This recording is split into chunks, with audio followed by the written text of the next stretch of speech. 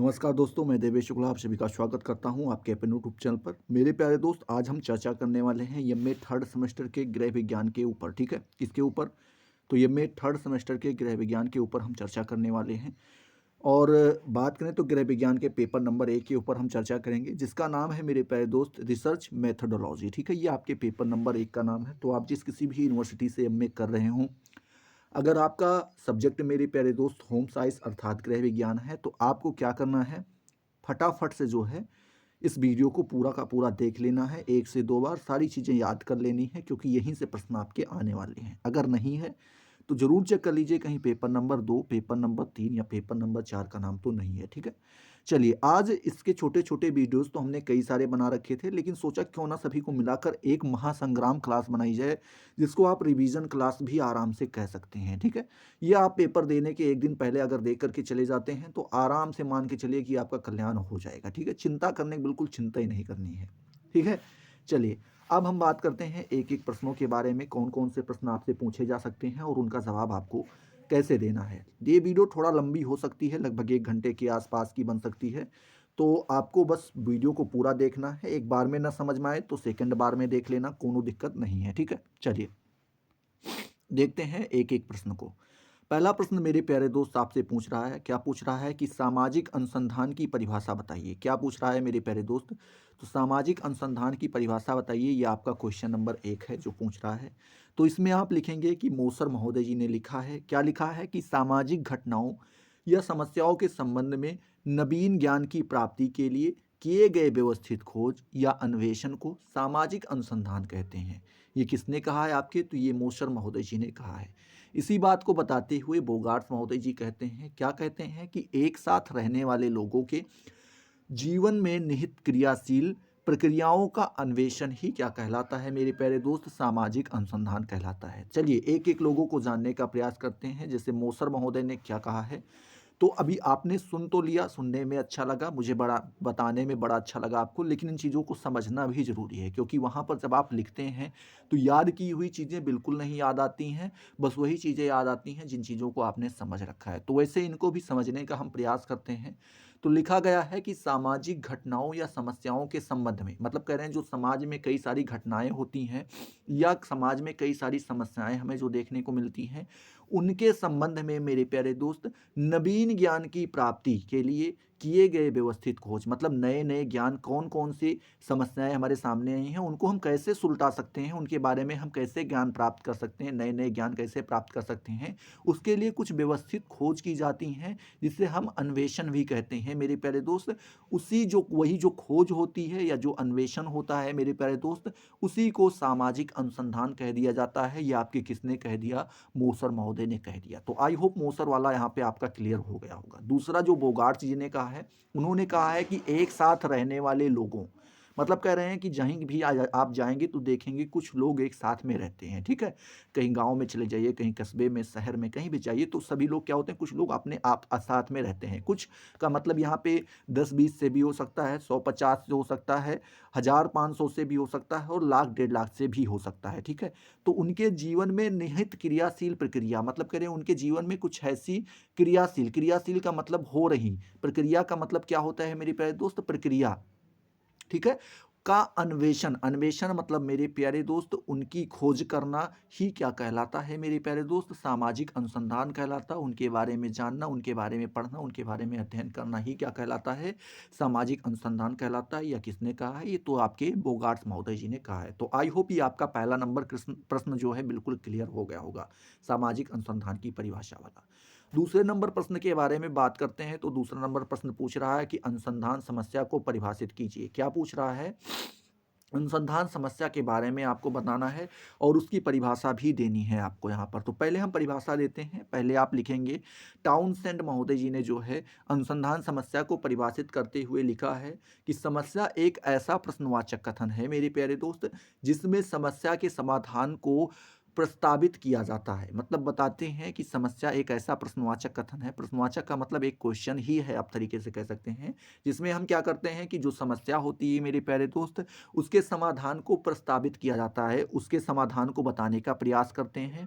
सामान्यतया समस्या का अस्तित्व तब तक ही रहता है जब तक कि प्रस्तावित प्रश्न के समाधान हेतु कोई हल उपलब्ध नहीं हो जाता। मतलब बताते हैं समस्या का अस्तित्व तभी तक रहता है जब तक उसका कोई हल न मिल जाए। जैसे ही कोई हल मिल जाता है मेरे प्यारे दोस्त, उस समस्या का अस्तित्व ही क्या हो जाता है, समाप्त तो हो जाता है। ये आपके कौन कहते हैं, तो ये आपके टाउनसेंड महोदय जी कहते हैं। ठीक है, किसके बारे में, तो समस्या अनुसंधान के बारे में या अनुसंधान समस्या के बारे में कहते हैं।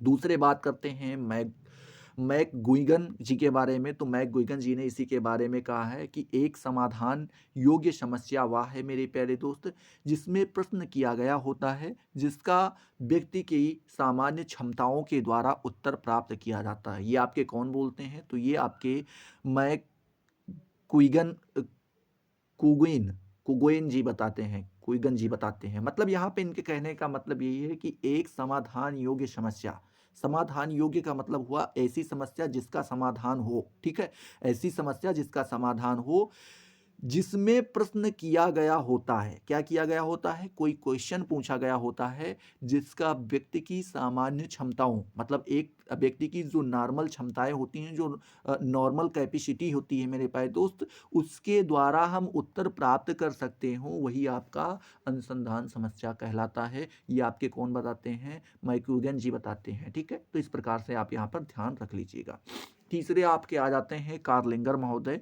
उन्होंने बताया है मेरे प्यारे दोस्त अनुसंधान समस्या के बारे में कि समस्या एक ऐसा प्रश्नवाचक कथन वाक्य है। मेरे प्यारे दोस्त बताते हैं कि समस्या क्या है, एक ऐसा प्रश्नवाचक कथन है, या आप कह सकते हैं एक ऐसा प्रश्नवाचक वाक्य है मेरे प्यारे दोस्त जिसमें यह पूछा जाता है कि दो या दो से अधिक चरों में किस प्रकार का संबंध है। क्या पूछा जाता है मेरे प्यारे दोस्त, उस प्रश्न में ये पूछा जाता है कि दो या दो से अधिक चर, मतलब दो हों या दो से ज़्यादा चर हों, उनमें किस प्रकार के संबंध पाए जाते हैं। यही आपके बताते हैं क्या होता है, अनुसंधान समस्या होती है। ये आपके कौन बताते हैं, ये आपके कार्लिंगर महोदय जी बताते हैं। ठीक है, आगे आप लिखेंगे मेरे प्यारे दोस्त की उपयुक्त परिभाषाओं के आधार पर अनुसंधान समस्या को परिभाषित करते हुए कहा जा सकता है। मेरे प्यारे दोस्त क्या कहा जा सकता है कि समस्या समाधान योग्य समस्या ऐसा प्रश्नवाचक कथन है जिसमें समस्या के समाधान को प्रस्तावित किया जाता है। समस्या के समाधान को क्या किया जाता है मेरे प्यारे दोस्त, प्रस्तावित किया जाता है। इस कथन में मेरे प्यारे दोस्त यह पूछा जाता है कि दो या दो से अधिक चरों में किस प्रकार का संबंध है। तो इन्होंने दो तीन परिभाषाओं को मिलाकर एक छोटी सी परिभाषा दे दी, और आप भी यही कर सकते हैं, लास्ट में लिख करके उपयुक्त को देख करके हम फला चीज कह सकते हैं। मिला जुला के आराम से लिख दीजिएगा, जिससे आपका क्वेश्चन थोड़ा लंबा हो जाएगा और आपको उस पर पूरे के पूरे नंबर प्राप्त हो जाएंगे। ध्यान रखिएगा, क्वेश्चन पेपर जो आपको मिलेगा उसमें जो भी प्रश्न पूछे जाएं उनको आप बड़े से बड़ा लिखने का प्रयास कीजिएगा। हालांकि वो वर्डों की सीमा देता है, वर्डों की लिमिट्स देता है कि 50 शब्दों में लिखना है, 100 शब्दों में लिखना है, 200-250 शब्दों में, या 450 से 500 के शब्दों में। तो उसी के अकॉर्डिंग आपको लिखना रहेगा। थोड़ा दूर दूर लिखिएगा जिससे कि लाइनें आपकी हो सकें, ये ना पता चले कि दो ही लाइन में आपका 50 शब्द पूरा हो गया। तो कम से कम 3 से 4 लाइन हो जानी चाहिए जिससे आपको नंबर पूरा प्राप्त हो सके। तीसरा नंबर प्रश्न के बारे में बात करें मेरे प्यारे दोस्त, तो आपसे पूछ रहा है कि परिकल्पना को परिभाषित कीजिए। यह आपका तीसरा नंबर क्वेश्चन है, बहुत ही प्यारा क्वेश्चन है और ये आपके परीक्षा में आ भी सकता है। केवल परिकल्पना लिख करके दे देगा, ना वो परिभाषा पूछेगा, ना वो अर्थ पूछेगा, और ना ही उसके प्रकार के बारे में वो पूछेगा। आप केवल परिकल्पना लिख देगा, तो उसके लिए आपको इसकी परिभाषा आना बहुत ही आवश्यक है। तो आप लिखेंगे कि परिकल्पना जो होता है मेरे प्यारे दोस्त, दो या दो से अधिक चरों के अनुमान पर आधारित कल्पनात्मक तर्कपूर्ण कार्यक्षम, ठीक है, प्रस्तावित और परीक्षण योग्य कथन है जो यह बताता है कि अनुमान पर अनुसंधान करता क्या देखना चाहता है, अर्थात समस्या कैसे हल हो सकती है या अन्वेषण आगे कैसे होता है। ये आपका क्या कहलाता है, परिकल्पना कहलाता है। ठीक है, मतलब आप अपने शब्दों में जानना चाहें तो कह सकते हैं कि कोई भी अनुसंधान करने से पहले व्यक्ति के मन में कुछ विचार उठते हैं, कुछ उसके जवाब होते हैं, जैसे वो विचार कैसे होते हैं, वो तर्कपूर्ण होते हैं, कार्यक्षम होते हैं और प्रस्तावित होते हैं। ठीक है, और परीक्षण योग्य भी होते हैं।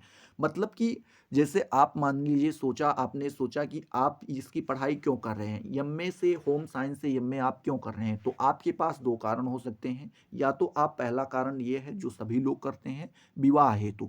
जिनका विवाह नहीं होता वो एमए करते हैं और बताते हैं कि भैया अभी लड़का पढ़ रहा है, क्या कर रहा है, एमए कर रहा है, एमएससी कर रहा है। कुछ लोग जो होते हैं मेरे प्यारे दोस्त, उसमें से जो दूसरे बचते हैं वो होते हैं एमए के बाद जो है उनको क्या करना होता है, पीएचडी करना होता है। और उनका टारगेट जो होता है वो क्या होता है, प्रोफेसर या असिस्टेंट प्रोफेसर का उनका टारगेट होता है। तो अभी क्या होगा, अगर आप होम साइंस पढ़ रहे हैं तो आपने उससे पहले कुछ ना कुछ तो निर्धारित किया होगा, सोचा होगा कि एमए करने के बाद क्या होगा, या इसको पढ़ने के बाद हमारे नंबर कैसे आएंगे। अलग अलग प्रकार के भाव आपके मन में उठ रहे होंगे, और जो भाव उठते हैं वही आपकी क्या कहलाती है, परिकल्पना। मतलब पहले से जिस चीज़ों के बारे में आप कल्पना करना शुरू कर देते हैं वही आपका परिकल्पना कहलाता है।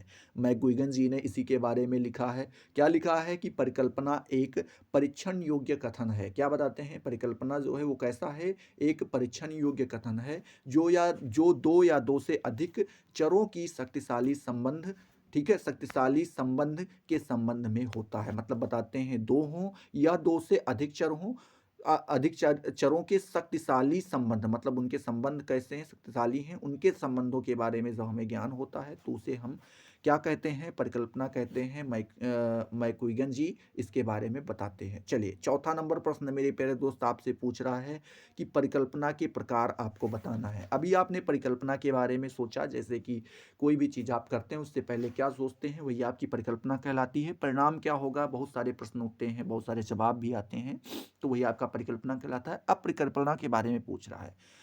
परिकल्पना मेरे प्यारे दोस्त वैसे आपकी दो प्रकार की होती हैं। पहला अप्रायोगिक परिकल्पना होती है और दूसरा आपका प्रायोगिक परिकल्पना होती है। अप्रायोगिक परिकल्पना ये होती हैं, ये तीन प्रकार की होती हैं। इसमें तीन प्रकार कौन से होते हैं, तो अप्रायोगिक की जो पहला प्रकार होता है साधारण स्तर परिकल्पना। दूसरा जो होता है मेरे प्यारे दोस्त विषम स्तर परिकल्पना, और तीसरा होता है विशिष्ट स्तर परिकल्पना। और जो आपका प्रायोगिक परिकल्पना होता है मेरे प्यारे दोस्त, इसके दो प्रकार होते हैं। पहला सार्वभौमिक परिकल्पना और दूसरा अस्तित्व पूरक परिकल्पना। ठीक है, तो इस प्रकार से आप परिकल्पना के बारे में बता सकते हैं। परिकल्पना के दो प्रकार, पहला अप्रायोगिक प्रकार के भी तीन प्रकार हो अप्रायोगिक परिकल्पना के भी तीन प्रकार होते हैं। पहला साधारण परिकल्पना, साधारण स्तर, दूसरा विषम स्तर परिकल्पना और तीसरा विशिष्ट स्तर परिकल्पना। उसी में जब हम प्रायोगिक परिकल्पना के बारे में बात करते हैं तो इसके दो प्रकार बताए जाते हैं, सार्वभौमिक परिकल्पना और अस्तित्वपरक परिकल्पना। ठीक है, तो इस प्रकार से आप जो है 4 नंबर प्रश्न का भी जवाब दे पाएंगे, जो कि आपका परिकल्पना के प्रकार के बारे में था। ठीक है, चलिए 5वें नंबर प्रश्न के बारे में बात करते हैं मेरे प्यारे दोस्त। तो पूछ रहा है शून्य परिकल्पना को परिभाषित कीजिए। मोस्ट इंपॉर्टेंट क्वेश्चन है मेरे प्यारे दोस्त, क्योंकि शून्य का परिकल्पना करके अक्सर क्वेश्चन आपसे पूछ लेता है। तो इसका जवाब आपको देना होगा कि शून्य परिकल्पना वह परिकल्पना है मेरे प्यारे दोस्त जो यह बताती है कि दो समूहों या दो चरों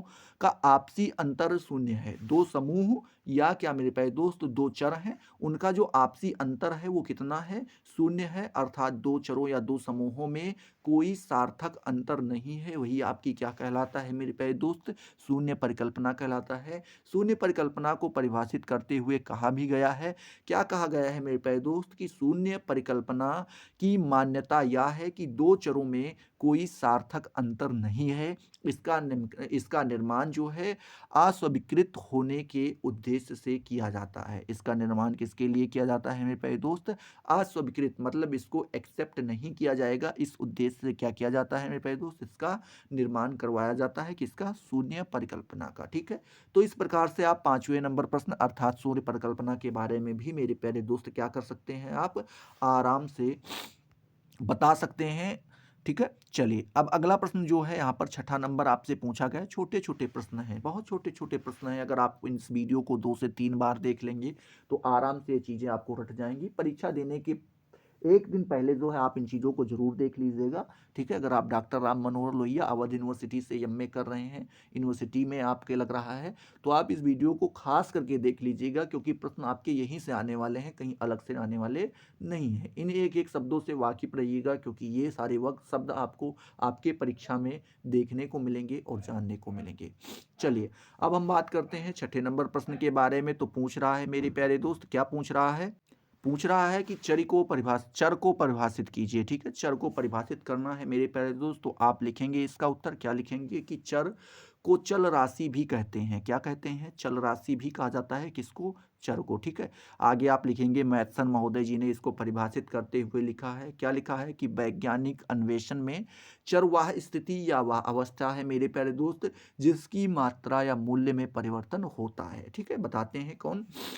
ये आपके मैथसन जी बताते हैं कि जो कोई भी वैज्ञानिक होता है, जब वो कोई अन्वेषण करता है मेरे प्यारे दोस्त, तो उसमें चर वह स्थिति होती है या वह अवस्था होती है जिसकी मात्रा या मूल्य में क्या होता है? परिवर्तन होता है। ये आपके कौन कहते हैं? मैथसन महोदय जी कहते हैं। गैरेट महोदय के अनुसार देखें तो उन्होंने बताया है कि चर वह लक्ष्य या गुण है मेरे प्यारे दोस्त जिसकी मात्रा में परिवर्तन होता है और यह परिवर्तन किसी माप या आयाम पर होता है। जैसे आप परिवर्तन किस पर होता है? किसी माप पर होता है या आयाम पर होता है, या कौन बताते हैं? आपके गैरेट महोदय जी बताते हैं। ठीक है, उसी में हम बात करते हैं चर के बारे में। बताते हैं आपके डी अमेटो जी बताते हैं। क्या बताते हैं? उन्होंने बताया है कि चर किसी वस्तु, घटना या प्रणाली का क्या होता है मेरे प्यारे दोस्त? मापन योग्य गुण या लक्षण होता है। क्या होता है? यह आपके किसी वस्तु, घटना या प्राणी का मेरे प्यारे दोस्त मापन योग्य गुण, मतलब ऐसा गुण जिसको हम क्या कर सकते हैं? माप सकते हैं, या ऐसा लक्षण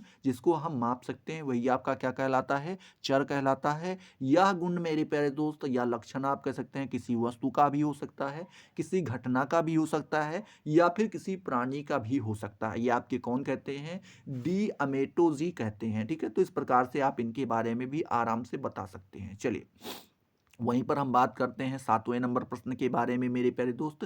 तो 7वां नंबर प्रश्न आपसे पूछता है कि स्वतंत्र चर को परिभाषित कीजिए। आप लिखेंगे मेरे प्यारे दोस्त कि टाउनसेंड के अनुसार देखें तो उन्होंने बताया है कि स्वतंत्र चर वह कारक है जिसे प्रयोगकर्ता निरीक्षण की गई घटनाओं या तथ्यों के बीच संबंध ज्ञात करने के लिए प्रहसन घटाता या बढ़ाता घटाता या बढ़ाता है, घटता बढ़ता करता है। ठीक है, मतलब बताते हैं स्वतंत्र चर के बारे में। क्या बताते हैं? टाउनसेंड जी बताते हैं कि स्वतंत्र चर वह कारक है जिसमें जो प्रयोग करता होता है, मतलब जो प्रयोग करने वाला होता है मेरे प्यारे दोस्त, निरीक्षण की गई घटनाओं, मतलब जिन घटनाओं के बारे में वो निरीक्षण कर रहा है, जानकारी हासिल कर रहा है, या जो तथ्य हैं मेरे प्यारे दोस्त उनके बीच जो संबंध होता है उसको ज्ञात करने के लिए जो प्रहसन होता है वो कभी घटता भी है और कभी बढ़ाता भी है, वही आपका क्या कहलाता है? स्वतंत्र चर कहलाता है। ये आपके कौन बताते हैं? टाउनसेंड महोदय जी बताते हैं। वहीं पे हम बात करते हैं एडवर्ड्स महोदय जी क्या बोलते हैं इसके बारे में। तो स्वतंत्र चर के बारे में एडवर्ड्स महोदय जी बताते हैं कि वह चर जिस पर मेरे प्यारे दोस्त अध्ययनकर्ता का नियंत्रण होता है स्वतंत्र चर कहलाता है। उल्टा ठीक वहां पे काम हो रहा है, मतलब जिसके ऊपर नियंत्रण हो वो स्वतंत्र कैसे हो सकता है? लेकिन लिखना तो पड़ेगा। तो ये आपके कौन बताते हैं? एडवर्ड्स महोदय जी बताते हैं कि वह चर जिसपे क्या होता है? अध्ययन करता, मतलब जो अध्ययन कर रहा है मेरे प्यारे दोस्त उसका क्या होता है? नियंत्रण होता है, वही आपका क्या कहलाता है? स्वतंत्र चर कहलाता है। ठीक है, तो इस प्रकार से आप स्वतंत्र चर के बारे में बता सकते हैं। आगे आप लिखेंगे प्रस्तन के आधार पर। प्रहसन के आधार पर स्वतंत्र चर के कितने प्रकार होते हैं मेरे प्यारे दोस्त?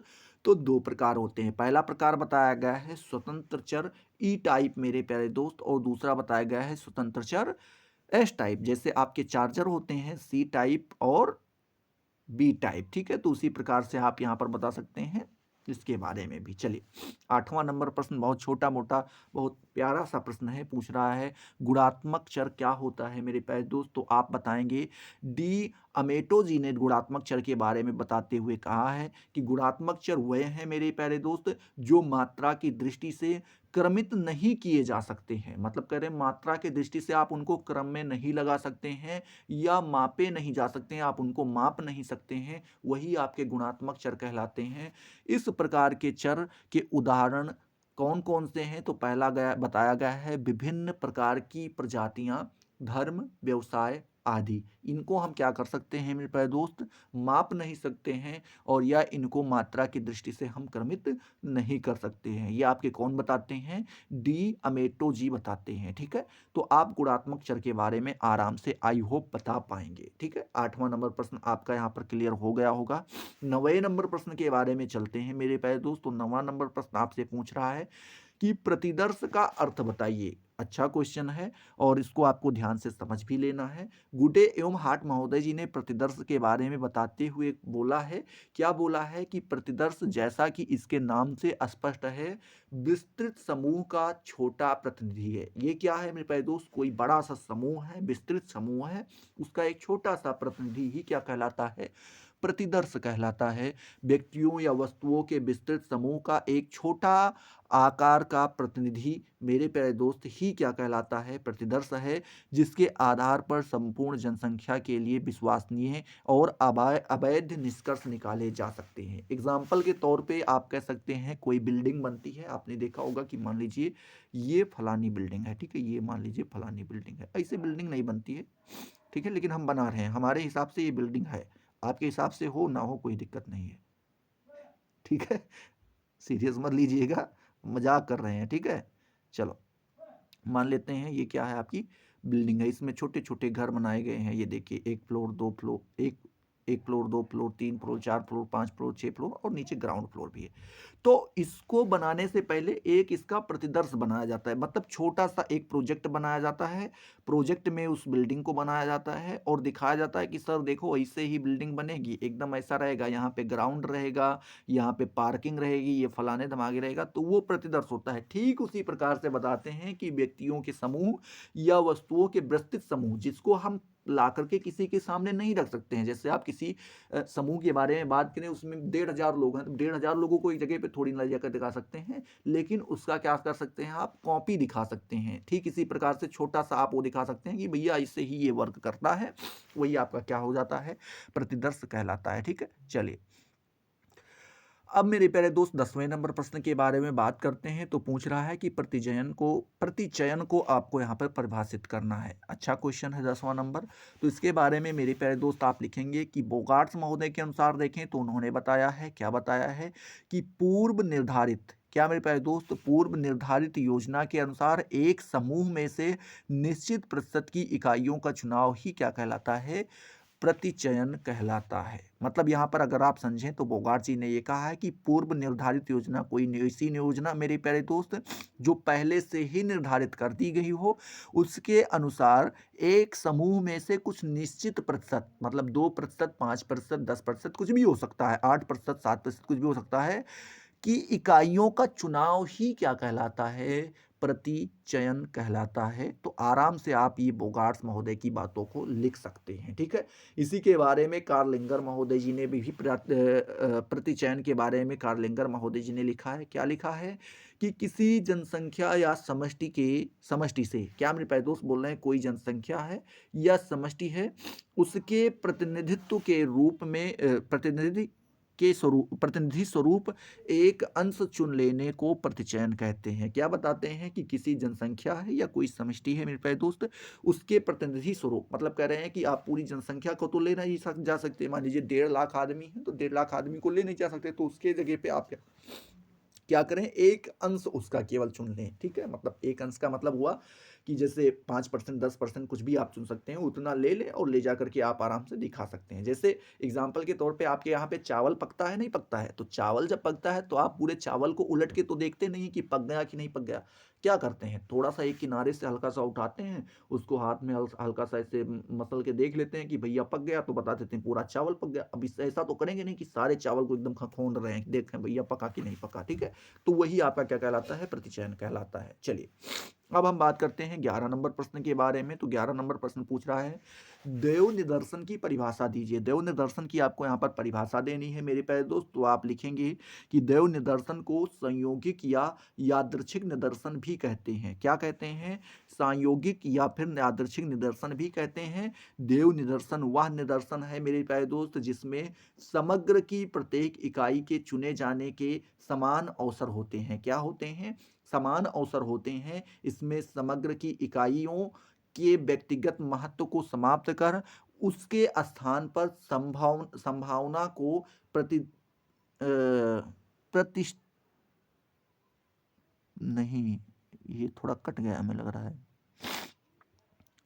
थोड़ा कट गया है, तो ये हमें लग रहा है ये था प्रतिष्ठ कर, दिया जाता है, प्रविष्ट कर दिया जाता है, मतलब सामने ला करके रख दिया जाता है, इस तरीके से आप समझ सकते हैं। तो अब इसको समझे तो क्या कहा गया है, बताते हैं कि जो दैव निदर्शन है मेरे प्यारे दोस्त, या वह निदर्शन है जिसमें समग्र की प्रत्येक इकाई को इकाई मतलब बता रहे हैं कि जितना दिया गया है उसकी प्रत्येक इकाई, हर एक इकाई के चुने जाने का के समान अवसर होते हैं। क्या होते हैं? चुने जाने के क्या होते हैं? समान अवसर होते हैं। किसी को भी चुना जा सकता है, कोई पक्षपात नहीं किया जाएगा।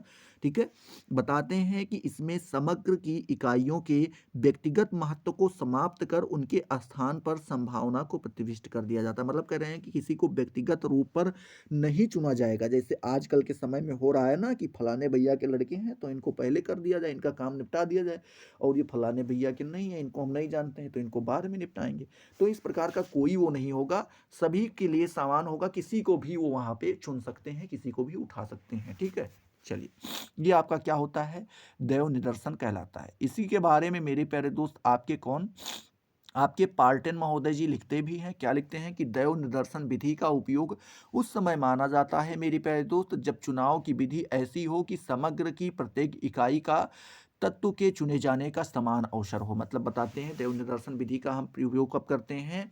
उस समय करते हैं जब चुनाव विधि ऐसी हो कि समग्र की प्रत्येक इकाई, मतलब कह रहे हैं जितना भी दिया गया है उसमें से सभी की या सभी तत्व के चुने जाने का समान अवसर हो, तो वही आपका क्या, उसी समय हम क्या करते हैं?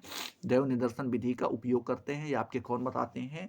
पार्टन महोदय जी बताते हैं। चलिए, अब 12 नंबर प्रश्न के बारे में बात करें तो 12 नंबर प्रश्न आपसे पूछ रहा है कि अंश प्रतिचयन क्या है, आपको यहाँ पे बताना है। प्रतिचयन के बारे में अभी आपने पढ़ा, ठीक है। चावल का क्या होता था, थोड़ा सा एक हिस्सा चुन लिया जाता था, देख लिया जाता पका या नहीं पका, उसी से पूरे चावल को बता दिया जाता है, वही प्रतिचयन था।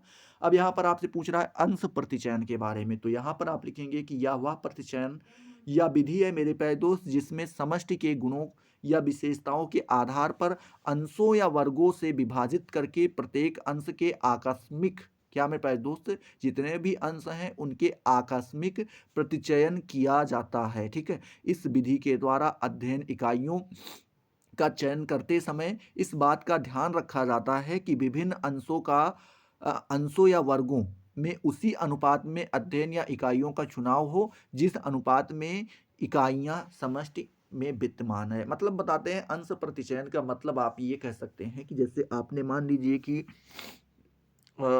एग्जाम्पल अगर हम लें तो ये कह सकते हैं कि हाँ, मान लीजिए कि दो व्यक्ति कुछ दो समूह बैठा हुआ है, दो समूह है, ठीक है। तो अभी क्या है कि दो समूह कुछ मांसाहारियों का है, कुछ शाकाहारियों का है, ठीक है। मतलब एग्जाम्पल के तौर पे इसको हम ले रहे हैं। तो यहाँ पर मान लीजिए कि जो शाकाहारी वाले लोग हैं इनकी संख्या ज्यादा है, मान लीजिए ये संख्या में है 50 और मांसाहारी लोग हैं 20, ठीक है। तो अभी दो लोग यहाँ पे दो समूह बैठा है, एक 50 का एक 20 का, मांसाहारी लोग 20 है, शाकाहारी लोग कितने हैं? 50 हैं। तो अभी अगर अगर उनके खाने का चुनाव करना हो तो आप क्या करेंगे? मीट मछली ज्यादा बनाएंगे या दाल चावल ज्यादा बनाएंगे? आप सोचिए। तो आप उसी अनुपात में बनाएंगे, क्योंकि शाकाहारी लोगों की संख्या ज्यादा है तो दाल चावल को ज्यादा बनाया जाएगा, और मांसाहारी की संख्या कम है तो मीट मछली कम बनाई जाएगी। ठीक है, तो इसी प्रकार से यही आपका अंश प्रतिचयन होता है। बस ऐसे मोटी मोटा जान लीजिए, एग्जाम्पल के तौर पर हमने इसको आपको समझा दिया 2 लाइन में। लिख पाएंगे आराम से? अब लिख पाएंगे? बस ठीक है, वही चीज है। चलिए, 13 नंबर प्रश्न के बारे में बात करें मेरे प्यारे दोस्त, तो 13 नंबर प्रश्न आपसे पूछ रहा है कि अवलोकन विधि को परिभाषित कीजिए। अवलोकन विधि को आपको यहाँ पे परिभाषित करना है। क्वेश्चन में केवल अवलोकन विधि लिख कर दे देगा, ये परिभाषित नहीं पूछेगा। साक्षात्कार लिख कर दे देगा, तो आपको अंश प्रतिचयन लिख कर दे देगा, तो ये आपको वहां पर लिखना रहेगा। परिभाषा और भाषा नहीं देगा, लेकिन आपको परिभाषा ही लिखनी रहेगी। अर्थ आता है अर्थ लिखिए, परिभाषा आता है परिभाषा लिखिए, प्रकार आता है प्रकार लिखिए, जो आपको याद आए उस समूल लिख सकते हैं अवलोकन विधि के बारे में। तो अभी हम खैर परिभाषा के बारे में चर्चा कर रहे हैं, तो परिभाषा के बारे में लिखेंगे कि मोजर के अनुसार देखें तो मोजर महोदय ने अवलोकन विधि को बताते हुए लिखा है कि अवलोकन विधि को उचित रूप से वैज्ञानिक पूछताछ की श्रेष्ठ विधि कहा जा सकता है। ये आपके कौन कहते हैं? मोजर महोदय जी कहते हैं। ठोस अर्थों में निरीक्षण में कानों और वाणियों की अपेक्षा नेत्रों का उपयोग होता है। मतलब बताते हैं आपके मौजर महोदय जी बताते हैं कि जो अवलोकन विधि होता है इसको उचित रूप से वैज्ञानिक पूछताछ की श्रेष्ठ विधि भी कहा जाता है, श्रेष्ठ विधि होती है। और ठोस अर्थों में मेरे प्यारे दोस्त बताते हैं निरीक्षण में कानों और वाणी, कान मतलब आप कान मतलब सुनना से ले लिया जाए कि कोई चीज़ सुन लिया आपने या कोई चीज़ बोल दिया, तो सुनने और बोलने की अपेक्षा अगर देखें तो जो आपको दिखाई पड़ रहा है नेत्रों का उपयोग होता है उसको ये ज़्यादा इंपॉर्टेंस देते हैं। ये आपका अवलोकन विधि है, ये मोजर महोदय बताते हैं। इसी के बारे में आपका अवलोकन विधि के बारे में बताते हुए डॉक्टर D.N. श्रीवास्तव जी लिखते भी हैं, क्या लिखते हैं मेरे प्यारे दोस्त, कि यह वह वैज्ञानिक विधि है जिसमें अध्ययनकर्ता कानों एवं वाणियों की अपेक्षा प्रकृति में घटित होने वाली स्वाभाविक घटनाओं का अध्ययन अपने नेत्रों के द्वारा करता है। मतलब सुनी हुई बातों को ध्यान में नहीं देता है और बोली हुई बातों को भी वो ध्यान में नहीं देता है, जो देखता है उसी के बारे में अध्ययन करता है, ज़्यादा दिमाग लगाने की कोशिश नहीं करता है। यह क्रमबद्ध अध्ययन है मेरे प्यारे दोस्त। क्रमबद्ध का मतलब हुआ कि जैसा इसका क्रम होगा उसी के अकॉर्डिंग जो है अध्ययन किया जाएगा, एक के बाद एक करके के, जो यथार्थ रूप में या समाज की जीवंत परिस्थितियों में किया जाता है। क्या किया जाता है? यथार्थ रूप में या फिर समाज की जीवंत परिस्थितियों के रूप में किया जाता है। तो इस प्रकार से आप अवलोकन विधि के बारे में बता सकते हैं। तो आई होप ये आपका 13 नंबर प्रश्न भी यहाँ पर क्लियर हो गया होगा। 14 नंबर प्रश्न पूछ रहा है कि साक्षात्कार क्या है। साक्षात्कार की इंग्लिश अगर मैं आपको बता दूं इंटरव्यू कहलाती है। अब बताओ साक्षात्कार बारे में नहीं लिख पाएंगे, चलिए फिर भी हम थोड़ा यहाँ पर पढ़ने का प्रयास करते हैं। आप लिखेंगे कि साक्षात्कार का आशय अनुसंधानकर्ता द्वारा उन व्यक्तियों से मिलना है मेरे प्यारे दोस्त जो अनुसंधान की समस्याओं से संबंधित है। मतलब बताते हैं कि साक्षात्कार जो होता है मेरे प्यारे दोस्त, इंटरव्यू जो होता है उसका आशय अनुसंधानकर्ता जो होता है, मतलब जो उस चीज़ के बारे में जानकारी हासिल कर रहा है, इकट्ठा कर रहा है, खोज कर रहा है, उसी को अनुसंधानकर्ता कहते हैं। तो वो उन व्यक्तियों से मिलता है जो उसके अनुसंधान की समस्या से संबंधित होते हैं, वो उन लोगों से मिलता है और कुछ बातचीत करता है। तो वही आपका साक्षात्कार कहलाता है। इसी के बारे में मानवेंद्र नाथ वसु जी बताते हैं, क्या बताते हैं कि एक साक्षात्कार को कुछ विषयों, मेरे प्यारे दोस्त, क्या कुछ विषयों को लेकर व्यक्तियों के आमने सामने का मिलन कहा जा सकता है। मतलब कहते हैं कि जो साक्षात्कार होता है आप ये कह सकते हैं कि कुछ विषय हों, उन्हीं को लेकर के दो या दो से ज़्यादा व्यक्ति क्या हो आमने सामने आए और वो मिलकर के कुछ बातचीत करें, ठीक है, आमने सामने मिलें आकर के, वही आपका क्या कहलाता है? साक्षात्कार कहलाता है। ये आपके कौन कहते हैं? मानवेंद्र नाथ वसु जी कहते हैं, ठीक है। इसी के बारे में पीबी यंग महोदय जी ने लिखा है, क्या लिखा है कि साक्षात्कार को ऐसी क्रमबद्ध पद्धति के रूप में माना जा सकता है मेरे प्यारे दोस्त। कैसी क्रमबद्ध पद्धति के रूप में माना जा सकता है? जिसके द्वारा एक व्यक्ति दूसरे व्यक्ति के आंतरिक जीवन में थोड़ा बहुत कल्पनात्मक रूप से प्रवेश करता है, जो कि उसके लिए सामान्यतः तुलनात्मक रूप से अपरिचित है। मतलब बताते हैं पीबी यंग महोदय जी बताते हैं कि एक व्यक्ति उठे और दूसरे व्यक्ति के आंतरिक जीवन को थोड़ा बहुत क्या करें मेरे प्यारे दोस्त, कल्पनात्मक रूप से उनको जानने के लिए उसमें कल्पनात्मक रूप से घुस जाए, मतलब अपने मन से विचार बना ले कि ये ऐसा हो सकता है, ठीक है। फिर उनसे बातें करें और उनके बारे में जानकारी हासिल करें, वही आपका साक्षात्कार कहलाता है। ये आपके कौन बताते हैं? पीबी यंग महोदय जी बताते हैं, ठीक है। चलिए इसी के बारे में मेरे प्यारे दोस्त आपके कौन गुडे एवं हार्ट महोदय जी बताते हैं। कौन बताते हैं? हार्ट महोदय जी, गुडे एवं हार्ट महोदय जी बताते हैं, क्या बताते हैं कि मौलिक रूप से साक्षात्कार, क्या बोलते हैं मेरे प्यारे दोस्त? मौलिक रूप से साक्षात्कार सामाजिक अंतःक्रिया की एक प्रक्रिया है। ये आपके कौन कहते हैं? गुडे एवं हार्ट महोदय जी बताते हैं कि मौलिक रूप से अगर हम साक्षात्कार की बात करें तो यह क्या है? ये सामाजिक अंतर क्रिया है, क्रिया की एक प्रक्रिया। अंतर क्रिया के मतलब एक दूसरे के संबंध जानना या उनके बारे में पहचानना ही क्या है, उसी की एक प्रक्रिया कहलाती है। ये आपके कौन कहते हैं? गुडे एवं हार्ट महोदय जी कहते हैं। 15 नंबर प्रश्न यही से आपसे पूछ रहा है, अनुसूची को परिभाषित कीजिए। अनुसूची को परिभाषित कीजिए मेरे प्यारे दोस्त। तो इसके बारे में भी गुडे एवं हार्ट महोदय जी लिखते हैं, क्या लिखते हैं कि अनुसूची उन प्रश्नों के एक ऐसे समूह का नाम है, मतलब कहते हैं कहीं किसी कागज में कुछ ऐसे प्रश्नों के समूह लिख दिए जाएं, कुछ ऐसे प्रश्न तैयार किए जाएं जो साक्षात्कारता द्वारा किसी दूसरे व्यक्ति के आमने सामने की स्थिति में पूछे और भरे जाते हैं। मतलब कुछ प्रश्न आप एक कॉपी में तैयार करें, एक पेज में तैयार करें और उसको लेकर के जाएं, जिससे वो संबंधित हो उनसे आप पूछें और उन प्रश्नों का जवाब वहां पर लिखें या उनको उनकी पूर्ति करें या उनको भरें। वही आपका क्या कहलाता है? अनुसूची कहलाता है। ठीक है, चलिए इसी के बारे में बोगार्ट्स महोदय जी ने लिखा भी है। क्या लिखा है कि अनुसूची संक्षिप्त प्रश्नों की एक रचना है। मतलब बताते हैं अनुसूची क्या होती है? संक्षिप्त मतलब थोड़े से प्रश्नों की एक क्या होती है? रचना होती है, जिसमें मान्यतया सर्वेक्षण करता स्वयं रखता है। जिसमें समानतया कौन रखता है? सॉरी, मान्यतया कह रहे हैं, जिसे क्या करता है? सर्वेक्षण करता, मतलब जो खोज कर रहा है वो अपने पास रखता है तथा अपने अन्वेषण में अग्रसर होने के साथ साथ भरता है। मतलब जैसे जैसे वो अपने अन्वेषण में जो है आगे बढ़ता है और उनके प्रश्नों के जवाब उनको मिलते जाते हैं, तो हर प्रश्न के नीचे उनका उत्तर भी वो क्या करता है मेरे प्यारे दोस्त? लिख देता है। चलिए अब हम बात करते हैं 16 नंबर प्रश्न के बारे में। तो 16 नंबर प्रश्न पूछ रहा है कि प्रश्नावली की परिभाषा दीजिए। मोस्ट इंपॉर्टेंट क्वेश्चन है ये, सारे क्वेश्चन इंपॉर्टेंट हैं। अनुसूची के बारे में भी पूछ सकता है, प्रश्नावली के बारे में भी पूछ सकता है, साक्षात्कार के बारे में भी पूछ सकता है। ये सारे क्वेश्चन आपके लिए इंपॉर्टेंट हो सकते हैं, तो सभी के बारे में जानकारी जरूर रखिए। प्रश्नावली की परिभाषा पूछ रहा है तो आप लिखेंगे सामान्य रूप से प्रश्नावली का अर्थ जो है मेरे प्यारे दोस्त, प्रश्नों के उत्तर प्राप्त करने की उस प्रणाली से है जिसमें एक पत्रक, प्रारूप या प्रपत्र की उपयोगिता किया जाता है मेरे प्यारे दोस्त, जिसे उत्तरदाता स्वयं भरता है। मतलब बताते हैं कि अभी तक आपने अनुसूची के बारे में पढ़ा, उसमें क्या होता था कि कुछ प्रश्न लिखे जाते थे और जो प्रश्न पूछने वाला होता था वही अपने पास रखता था और जैसे जैसे उसको प्रश्न के जवाब मिलते थे वो भर लेता था। लेकिन जो ये आपका मेरे प्यारे दोस्त क्या है प्रश्नावली जो होता है मेरे प्यारे दोस्त, इसके बारे में बताते हैं कि ये भी उसी टाइप से होता है।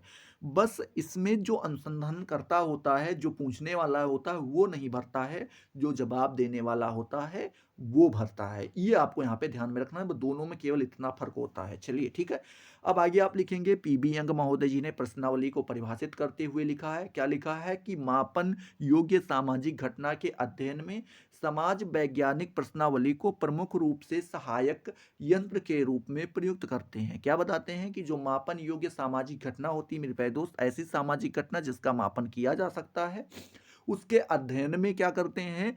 समाज वैज्ञानिक, क्या समाज वैज्ञानिक प्रश्नावली को प्रमुख रूप से सहायक, जो प्रश्नावली होती है मेरे प्यारे दोस्त, उसको प्रमुख रूप से सहायक यंत्र के रूप में प्रयुक्त करते हैं। प्रश्नावली को एक यंत्र के तौर पे उनका प्रयोग करते हैं। ये कौन कहते हैं? आपके पीबी यंग महोदय जी बताते हैं। इसी के बारे में, प्रश्नावली के बारे में जेडी पोप महोदय जी ने लिखा है। क्या लिखा है कि एक प्रश्नावली को प्रश्नों के एक ऐसे समूह के रूप में परिभाषित किया जा सकता है जिसका उत्तर सूचनादाता को बिना अनुसंधानकर्ता की व्यक्तिगत सहायता के नहीं अनुसंधानकर्ता के ही देना होता है। ये आपके कौन कहते हैं? जेडी पॉप महोदय जी कहते हैं। क्या बताते हैं कि जो एक प्रश्नावली होती है मेरे प्यारे दोस्त, वो प्रश्नों का एक ऐसा समूह के रूप में होता है, रूप में परिभाषित किया जा सकता है जिसका उत्तर कौन देता है मेरे प्यारे दोस्त? सूचनादाता को बिना अनुसंधानकर्ता की व्यक्तिगत सहायता। मतलब बताते हैं जो उत्तर देने वाला है उसको अनुसंधानकर्ता की व्यक्तिगत सहायता की बिल्कुल आवश्यकता नहीं होती है, वो खुद उत्तरदाता भरेगा उनका जवाब। आपको बताने की जरूरत नहीं कि ऐसे जवाब भरो, जो उसको समझ में आएगा उत्तर उसका वो उस प्रकार से उत्तर देगा, तो आपकी क्या कहलाएगी? वो आपकी प्रश्नावली कहलाएगी। ठीक है, चलिए अब 17 नंबर प्रश्न आपसे पूछ रहा है मेरे प्यारे दोस्त। क्या पूछ रहा है कि वैयक्तिक अध्ययन विधि, ठीक है, क्या पूछ रहा है कि वैयक्तिक अध्ययन विधि, एक मिनट, हाँ, वैयक्तिक अध्ययन विधि को परिभाषित कीजिए। ठीक है, अच्छा क्वेश्चन है, इसको भी आपको यहाँ पे ध्यान में रखना है। तो वैयक्तिक अध्ययन विधि को परिभाषित करते हुए गुडे एवं हार्ट महोदय जी ने लिखा है। क्या लिखा है कि यह सामाजिक तथ्यों को संगठित करने की एक विधि है ताकि अध्ययन की जाने वाली सामाजिक विषय वस्तु के वैज्ञानिक गुण सुरक्षित रह सकें। क्या बताते हैं आपके गुडे एंड हार्ट महोदय जी? बताते हैं कि यह सामाजिक तथ्यों को संगठित करने की एक ऐसी विधि, मतलब कह रहे हैं जो सामाजिक तथ्य होते हैं मेरे प्यारे दोस्त, उन्हें संगठित, संगठित का मतलब होता है इकट्ठा करने की एक ऐसी विधि होती है ताकि अध्ययन की जाने वाली वाली सामाजिक विषय वस्तु, मतलब कह रहे हैं जिसके ऊपर हम अध्ययन करने वाले हैं उस प्रकार की सामाजिक विषय वस्तु के वैज्ञानिक गुण, जो उसके वैज्ञानिक गुण हैं वो कैसे रह सके मेरे पास दोस्त, सुरक्षित रह सकें, उनको किसी भी प्रकार की हानि ना हो, वो आपकी क्या कहलाती है, वो आपकी वैयक्तिक अध्ययन विधि कहलाती है। ये आपके गुडे एवं हार्ट महोदय जी कहते हैं। और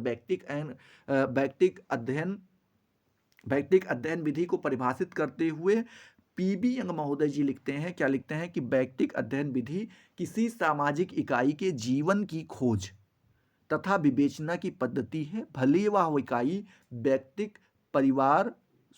परिवार, संस्था, सांस्कृतिक समूह या संपूर्ण समुदाय हो। ठीक है, तो ये आपके कौन बताते हैं, ये आपके पीबी यंग महोदय जी बताते हैं।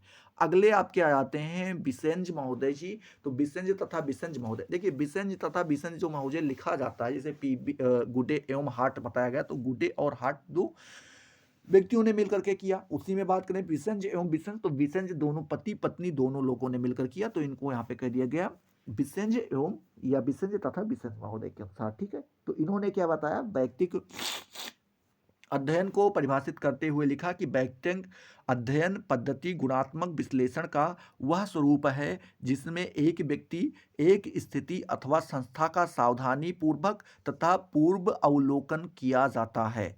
ठीक है, ये कौन बताते हैं, ये आपके बिसेंज एवं बिसेंज महोदय जी बताते हैं। तो आई होप ये आपका जो है वैयक्तिक अध्ययन वाला जो है पद्धति वाला प्रश्न क्लियर हो गया होगा, मतलब प्रश्न नंबर 17।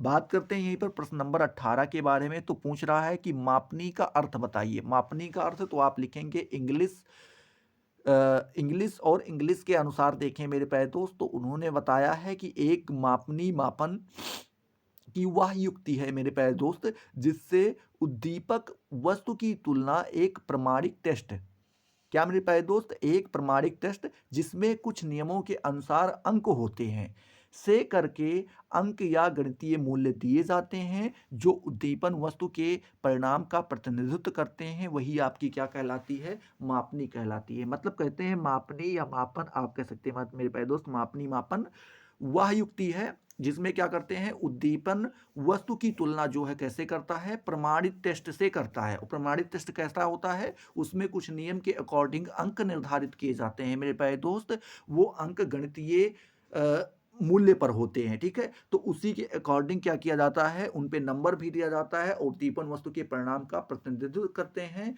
तो वही आपका क्या कहलाता है, मापनी कहलाता है। तो मापनी के बारे में आप आराम से लिख सकते हैं। ठीक है, चलिए अब 19 नंबर प्रश्न के बारे में बात करते हैं मेरे प्यारे दोस्त। तो 19 नंबर के प्रश्न क्या पूछ रहा है, पूछ रहा है मेरे प्यारे दोस्त कि श्रेणी मूल्यांकन मापनी क्या है, आपको यहाँ पर बताना है। अभी आपने मापनी के बारे में बताया, अब पूछ रहा है श्रेणी मूल्यांकन मापनी क्या है, इसके बारे में बताना है। तो इसके बारे में वान डेलन के अनुसार देखिए मेरे प्यारे दोस्त, तो उन्होंने बताया है श्रेणी मूल्यांकन मापनी को परिभाषित करते हुए कि श्रेणी मूल्यांकन मापनी एक चर की आवृत्ति, ठीक है, गहनता और अंशों को नियंत्रित करती है। क्या करती है मेरे प्यारे दोस्त, गहनता और अंशों को नियंत्रित करती है। कौन करती है, श्रेणी मूल्यांकन मापनी। ठीक है, और किसके करती है, तो चर की आवृत्ति और गहनता, चर की आवृत्ति, ठीक है, गहनता और अंशों को क्या करती है, तीनों को इनको ये नियंत्रित करती है। ये आपके कौन बताते हैं, ये आपके वॉन डेलन जी बताते हैं। ठीक है,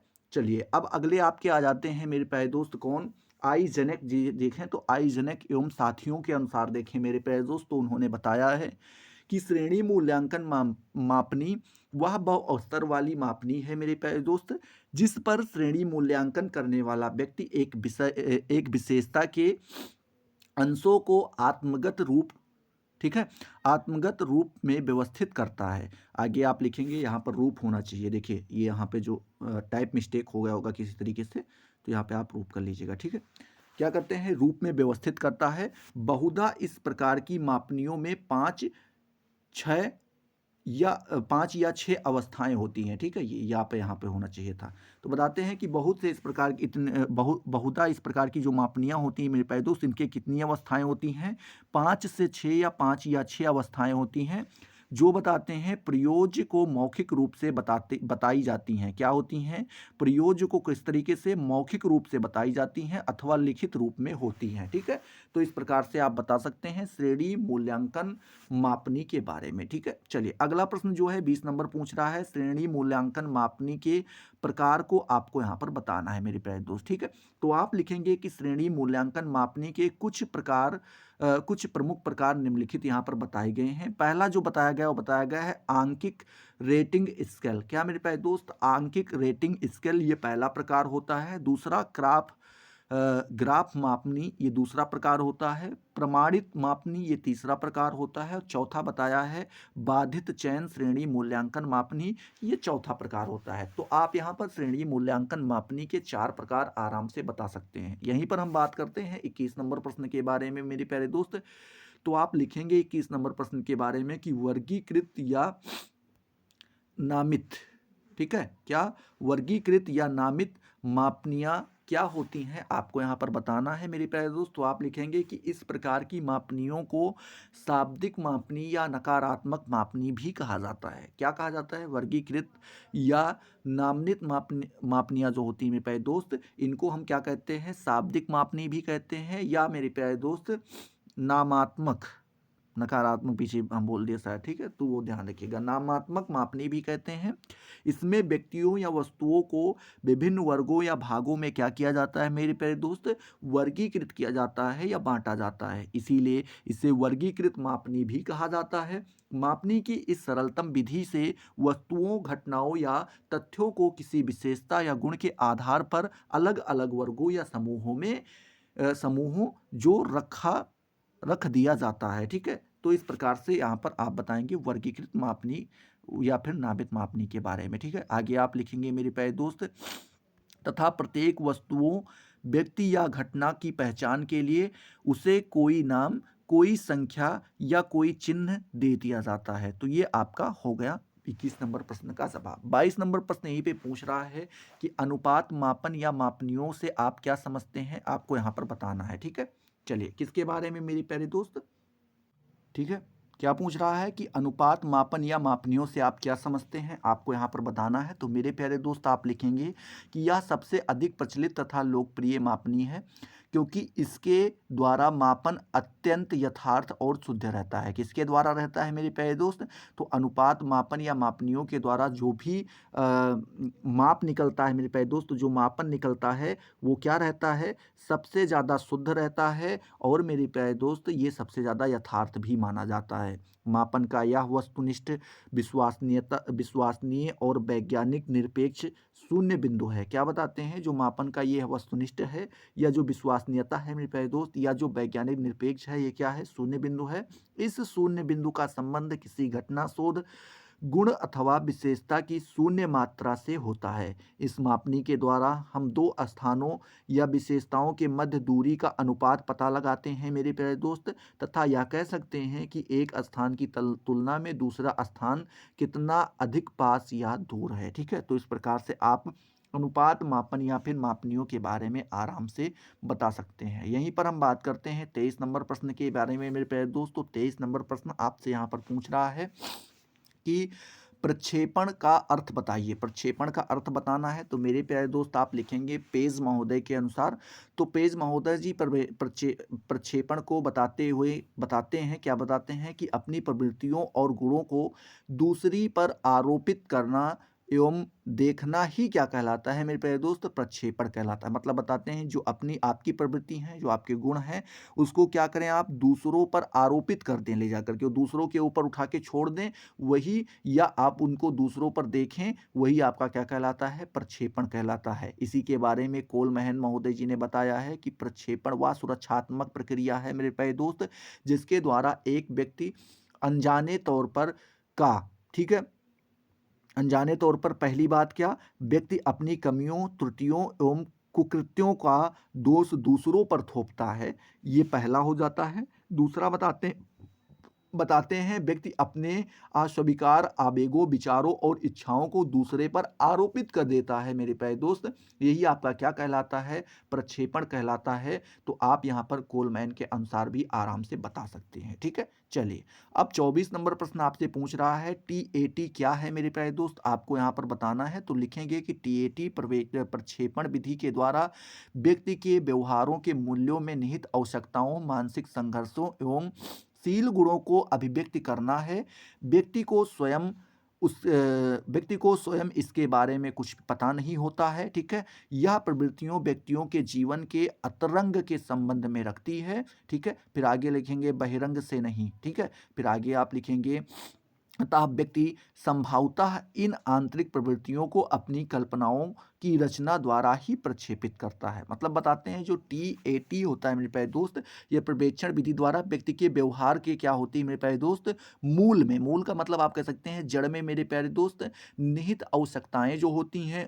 ठीक है, उसके बाद मानसिक संघर्ष जो होते हैं तथा जो शील गुण होते हैं उनको अभिव्यक्त कर देती है। आगे आप लिखेंगे व्यक्ति को स्वयं इसके बारे में कुछ पता नहीं होता है, व्यक्ति नहीं जान पाता है। ठीक है, आगे लिखते हैं व्यक्ति को कुछ पता नहीं होता है। यह प्रवृत्तियां व्यक्ति के जीवन के अंतरंग के संबंध रखती है। किससे रखती है, आपका जो अंतरंग है, अंतरंग मतलब समझ रहे हो ना, जो आपके अंदर क्या इमोशन है, बाहर जो दिखाई पड़ रहा है नहीं, अंदर से ये संबंध रखता है, बहिरंग से नहीं रखता है, जो आप बाहर दिखावा कर रहे हैं उससे संबंध नहीं रखता है। अतः व्यक्ति संभवतः इन आंतरिक प्रवृत्तियों को अपनी कल्पनाओं की रचना द्वारा ही अपेक्षित करता है। ठीक है, तो इस प्रकार से आप टीएटी के बारे में आराम से बता सकते हैं। 25 नंबर प्रश्न जो है आपसे यहाँ पर मेरे प्यारे दोस्त पूछ रहा है, क्या पूछ रहा है कि अनुसंधान अभिकल्प का अर्थ बताइए। अनुसंधान अभिकल्प का आपको यहाँ पर अर्थ बताना है। तो लिखेंगे आर एल, मेरे प्यारे दोस्त कौन, आर एल एकॉफ महोदय के अनुसार देखें तो उन्होंने बताया है कि अभिकल्प निर्माण करने की स्थिति आने से पूर्व की प्रक्रिया है जिसमें निर्णय निर्धारित किए जाते हैं। जिसमें क्या होते हैं मेरे प्यारे दोस्त, निर्णय निर्धारित किए जाते हैं। यह एक प्रत्याशित स्थिति को नियंत्रण में लाने की दशा में निर्दिष्ट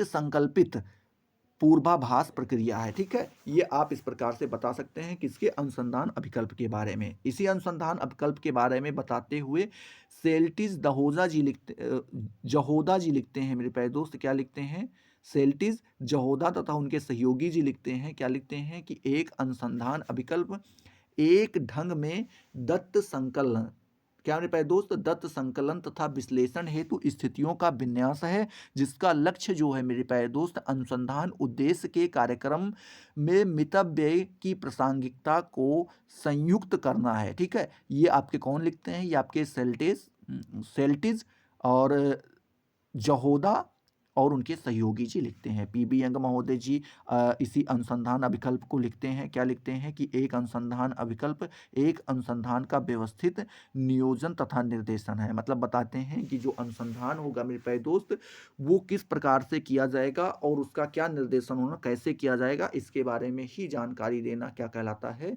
अनुसंधान अभिकल्प कहलाता है। ये आपके कौन कहते हैं, पीबी यंग महोदय जी कहते हैं। तो आई होप ये आपका 25 नंबर क्वेश्चन भी क्लियर हो गया होगा। ठीक है, चलिए 26 नंबर प्रश्न के बारे में बात करें मेरे प्यारे दोस्त, तो आपसे पूछ रहा है कि वर्गीकरण की परिभाषा दीजिए। वर्गीकरण की परिभाषा आपसे पूछ रहा है, तो यहाँ पर आप लिखेंगे वर्गीकरण वह प्रक्रिया है जिसके द्वारा संकलित तथ्यों को समानता, निकटता और भिन्नता के आधार पर मेरे प्यारे दोस्त समूहों एवं वर्गों में व्यवस्थित किया जाता है, जिससे कि तथ्यों में स्पष्टता, सरलता आ जाए और तथ्य बोधगम हो जाए। ये क्या है मेरे प्यारे दोस्त, वर्गीकरण की परिभाषा है। फिर से सुनिएगा, वर्गीकरण वह प्रक्रिया है जिसके द्वारा संकलित तथ्य, मतलब जो तथ्य वहां पर दिए गए हैं, तथ्यों को समानता मतलब उनके समान, निकटता मतलब कितने पास, और भिन्नता मतलब कितने कितने अलग हैं के आधार पर समूहों एवं वर्गों में व्यवस्थित किया जा सकता है। उनको बांटा जा सकता है, समानता के आधार पर अलग निकाल सकते हैं, निकटता के आधार पर अलग निकाल सकते हैं, भिन्नता के आधार पर अलग बांट सकते हैं, जिससे कि तथ्य क्या हो मेरे प्यारे दोस्त, तथ्यों में स्पष्टता हो, सरलता भी हो, ये दोनों चीज आ जाए, तथा जो तथ्य है मेरे प्यारे दोस्त वो क्या हो, बोधगम्य हो जाए। यही आपका वर्गीकरण कहलाता है। इस तरीके से आप ये 26 नंबर का जवाब दे सकते हैं। आई होप ये आपका 26 नंबर वर्गीकरण वाला प्रश्न क्लियर हो गया होगा। ठीक है, चलिए अब हम बात करते हैं 27 नंबर प्रश्न के बारे में। तो 27 नंबर प्रश्न पूछ रहा है तथ्य या जिसे हम डाटा कहते हैं इसका अर्थ बताना है। तो आप लिखेंगे मेरे प्यारे दोस्त की समाजशास्त्र, मनोविज्ञान, गृह विज्ञान तथा शिक्षा के क्षेत्र में तथ्य संकलन के महत्वपूर्ण उपकरण जैसे निरीक्षण, साक्षात्कार, अनुसूची, प्रश्नावली, वस्तुपरक और मनोवैज्ञानिक परीक्षणों की सहायता से जो सूचनाएं या आंकड़े या सामग्री एकत्रित की जाती हैं मेरे प्यारे दोस्त, उसे ही क्या कहा जाता है? डाटा, या फिर मेरे प्यारे दोस्त तथ्य, या फिर मेरे प्यारे दोस्त प्रदत्त कहते हैं। ठीक है, समझ रहे हो?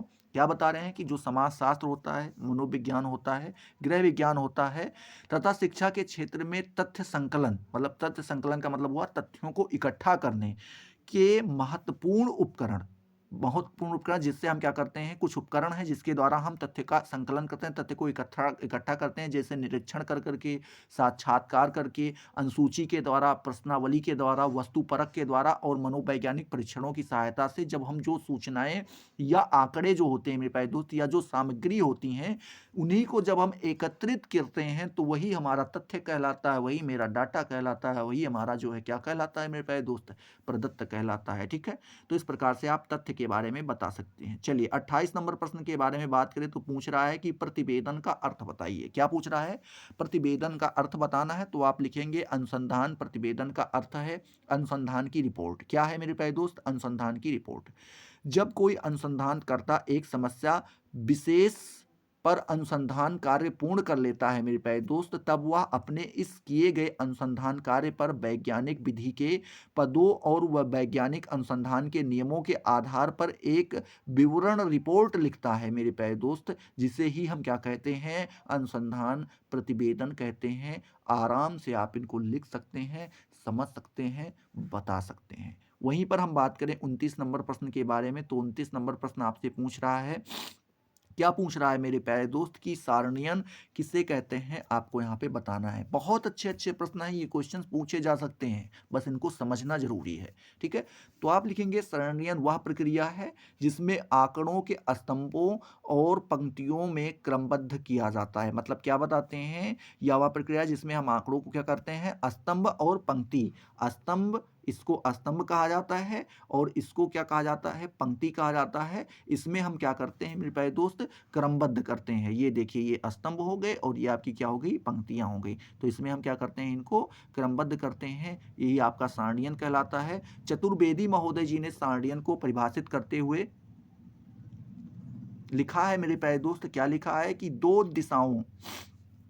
दिशाओं में पढ़ा जा सके इस रूप में कुछ पंक्तियों और क्या मेरे प्यारे दोस्त, इस रूप में कुछ पंक्तियों और स्तंभों में तथ्यों को एक क्रमबद्ध ढंग से व्यवस्थित करने की प्रक्रिया को ही हम क्या कहते हैं? सारणियन कहते हैं। ये आपकी कौन कहते हैं? चतुर्वेदी जी कहते हैं। ठीक है, तो इस प्रकार से आप सारणियन के बारे में भी बता सकते हैं। चलिए 30 नंबर प्रश्न के बारे में बात करें मेरे प्यारे दोस्त। तो आपसे पूछ रहा है कि रेखा चित्र एवं रेखा चित्रण का अर्थ बताइए। रेखा चित्र एवं रेखा चित्रण का आपको यहाँ पर अर्थ बताना है। तो आप लिखेंगे जब दो या दो से अधिक चरों को अथवा एक ही चर के विभिन्न मूल्यों को ग्राफ पर प्रदर्शित किया जाता है मेरे प्यारे दोस्त, तो इस प्रकार बनी आकृति को रेखा चित्र या ग्राफ कहते हैं तथा रेखा चित्र बनाने की विधि को रेखा चित्रण कहते हैं। समझ गए ना बात को? जब दो हो या दो से अधिक चर हो, उनको दो या दो से अधिक चर अथवा एक ही चर को मेरे प्यारे दोस्त, दो हो या दो से अधिक हो या एक ही चर हो, चर के विभिन्न मूल्य, मतलब जो विभिन्न मूल्य होते हैं, जैसे आपने देखा होगा कि कभी पे ऐसे बनाया जाता है। ये मान लीजिए यहाँ पे लिख दिया गया 2010, यहाँ पे लिख दिया गया 2011, लिख दिया गया 2012, 2013। ठीक है, यहाँ पर लिख दिया गया 5 था, यहाँ पर लिखेंगे 10 था, यहाँ पर लिखेंगे 15 था। ठीक है, अब यहाँ से हमने ग्राफ को उठाया, 2000 मान लें 10 में 5 था। ठीक है, फिर उसके बाद मेरे प्यारे दोस्त 2011 में कितना पहुंच गया? 13 पहुंच गया। 13 के बाद फिर देखें तो 2012 में आया, फिर 5 हो गया, और फिर आपका कहाँ पर मेरे प्यारे दोस्त? 2013 में 10 पहुंच गया। तो ये जो मेरे प्यारे दोस्त आपका बना, यहाँ पर आप देख पा रहे हैं, ये जो आपका बना यही आपका ग्राफ कहलाता है। ये आराम से यहाँ पर आप बता सकते हैं। और जो ग्राफ बनाने का कार्य होता है, जो विधि होती है, उसी को हम क्या कहते हैं? रेखा चित्रण कहते हैं। बस बात खत्म है, इतनी सी बात है। वहीं पर हम बात करते हैं 31 नंबर प्रश्न के बारे में। तो 31 नंबर प्रश्न आपसे पूछ रहा है कि क्रियात्मक अनुसंधान का अर्थ बताइए। तो आप लिखेंगे क्रियात्मक अनुसंधान वह प्रक्रिया है जिसके द्वारा व्यवहारिक कार्यकर्ता वैज्ञानिक ढंग से अपनी समस्याओं का अध्ययन, अपने निर्णय और प्रक्रियाओं में निर्देशन, सुधार और मूल्यांकन करता है। फिर से देखिएगा क्या बताएंगे कि क्रियात्मक अनुसंधान वह प्रक्रिया है। क्रियात्मक अनुसंधान क्या है? एक ऐसी प्रक्रिया है जिसके द्वारा हम क्या करते हैं, व्यवहारिक कार्यकर्ता वैज्ञानिक ढंग से अपनी समस्याओं का अध्ययन, अपने निर्णय और प्रक्रियाओं की में निर्देशन, सुधार और मूल्यांकन करता है। मेरे प्यारे दोस्त, वही आपका क्या कहलाता है? क्रियात्मक अनुसंधान कहलाता है। क्रियात्मक अनुसंधान वह अनुसंधान है जो तात्कालिक समस्या समाधान के उद्देश्य से घटना स्थल, ठीक है, घटना स्थल पर वैज्ञानिक ढंग से किया जाता है, जिसके आधार पर क्रियाओं या तात्कालिक समस्याओं का निर्देशन, सुधार एवं मूल्यांकन करते हैं। वही आपका क्या कहलाता है मेरे प्यारे दोस्त? क्रियात्मक अनुसंधान कहलाता है। ठीक है, तो आई होप ये भी आपका यहाँ पर क्लियर हो गया होगा। चलिए अब हम बात करते हैं 32 मतलब 32 नंबर क्वेश्चन के बारे में। तो आपसे पूछ रहा है अनुसंधान के प्रकार बताइए। क्या पूछ रहा है? अनुसंधान के प्रकार बताना है। तो आप यहाँ पर लिखेंगे कि अनुसंधान को मुख्यतः 3 भागों में क्या किया जाता है मेरे प्यारे दोस्त?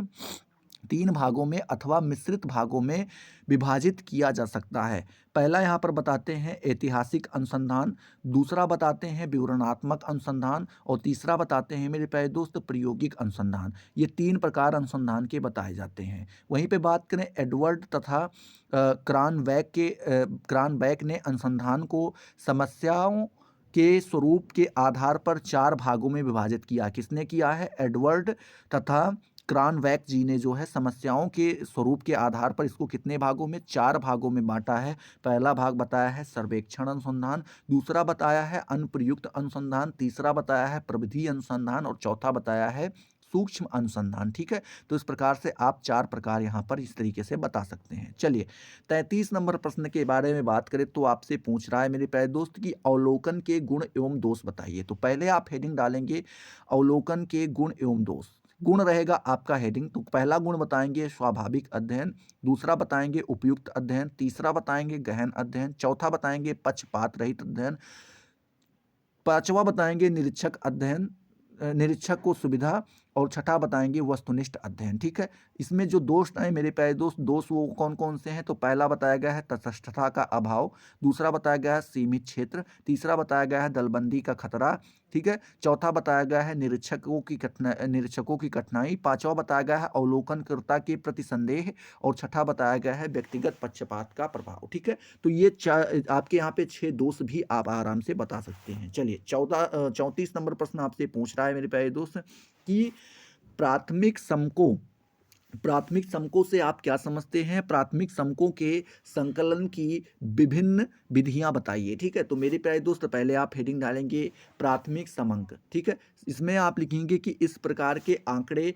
स्वयं अनुसंधानकर्ता द्वारा अपने अध्ययन से संबंधित परिकल्पना के परीक्षण के लिए एकत्रित किए जाते हैं। ऐसे समंकों को मेरे प्यारे दोस्त, समंकों का स्वरूप प्रत्यक्ष तथा मौलिक होता है। प्राथमिक समंकों के संकलन की विभिन्न विधियां इस प्रकार से बताई गई हैं। कौन कौन सी बताई गई हैं? तो यहाँ पर इसके प्रकार के बारे में भी पूछा गया था, तो आप यहाँ पर जो है विधियों के बारे में पूछा गया, तो विधियों के बारे में भी आराम से बता सकते हैं।